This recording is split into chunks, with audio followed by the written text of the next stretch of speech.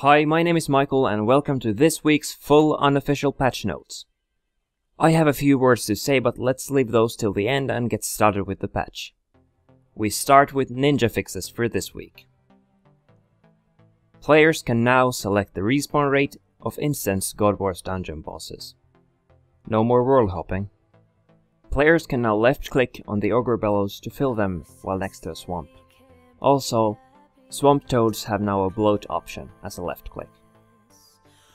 There is now a warning before picking white lilies from a farming patch. There is a new overlay in Livid Farm that allows you to see your produce points. There is now a treasure trail counter, similar to the one in the old school, added to RuneScape 3. Then we move on to quests, challenges and achievements, a short one this time.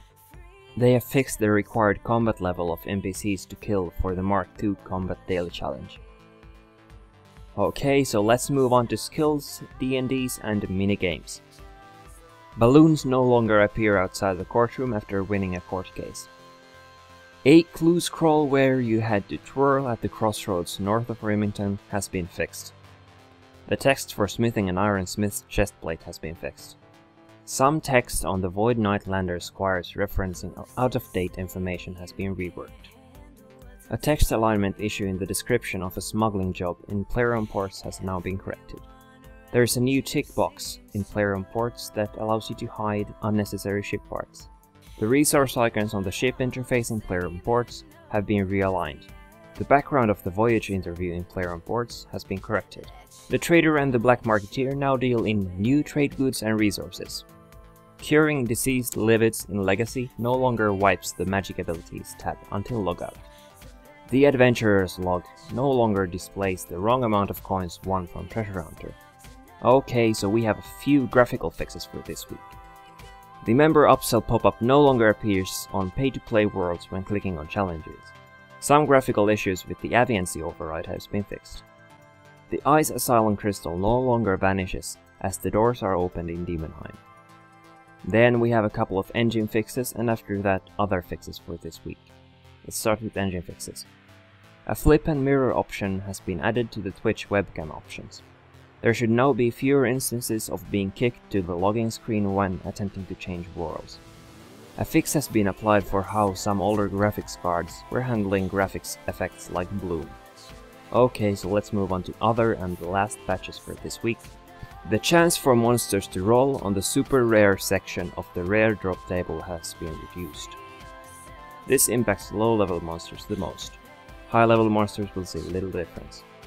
The force walk areas located around the level 30 divination spot, south of Sears Village, have been removed. Players can no longer place a totem of wisdom with the enlightenment aura active. The Greater Runic Staff now works correctly with the Make Leather spell. Players can no longer talk to other people's spider pets. God damn it. Players may now use alchemy spells in the pit and the cradle after completing Fate of the Gods. Players are now able to light fires inside the clan camp. And lighting fires in the clan camp will no longer remove the planks on the ground. The engrometer used in Majora's Memories may now be charged with Elder Memories. The RuneScape wiki link from the lobby has been corrected. The Friends, French chat and clan chat tab headers will now flash more vibrantly in the lobby when chat messages are waiting for the players to read. Text entered into the private message text box in the lobby's Friends tab will now fill the full amount of space available within the text box. Options from a previous item on an action bar slot no longer remain on a new object when switched on the action bar. PvP loot will no longer appear to all players if both players die, one dying due to wrath or retribution. Morrigan's Javelin special attack will now give 20% damage boost in PvE situations. An issue has been fixed where ice strike worms could not be damaged under certain circumstances. Pets can now scavenge in the Living Rock Caverns. Names within the Friends chat setup interface will no longer occasionally be displayed as their rank.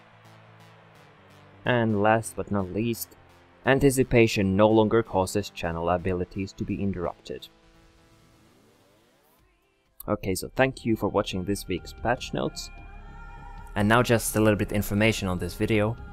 I've constantly been seeing people asking for patch notes where everything is covered, not just a few major subjects like in the official patch notes. I've now decided to try making these full patch notes for a couple of weeks, maybe a month or two, I don't know, just to see what people think. If it fares well, I might continue.